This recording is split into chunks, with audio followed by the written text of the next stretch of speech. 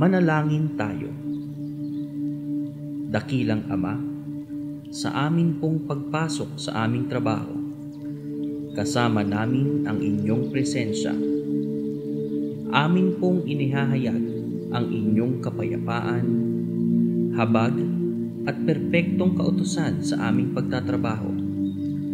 Amin pong kinikilala ang inyong kapangyarihan sa lahat ng kahayagan at kaisipan sa bawat oras.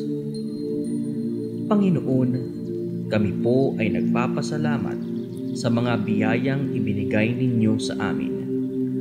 Nangangako po kami na aming gagamitin ito ng responsable bilang pagkilala sa inyong karangalan. Bigyan niyo po kami ng bagong kalakasan upang magawa ang aming mga tungkulin.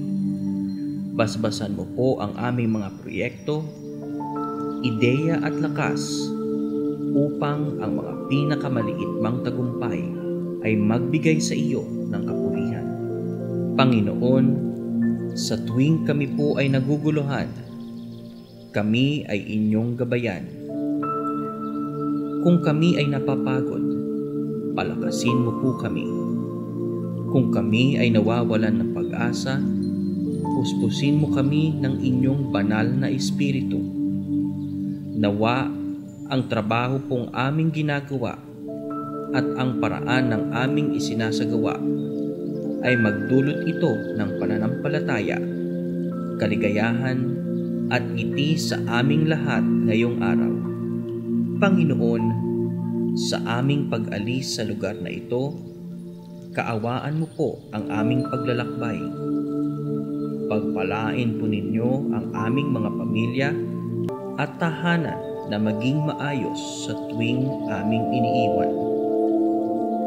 Panginoon, salamat po sa lahat ng inyong nagawa, sa lahat ng inyong ginagawa, at sa inyo pong mga gagawin pa. Ito ang aming samot dalangin sa pangalan ni Jesus na aming Panginoon. Amen.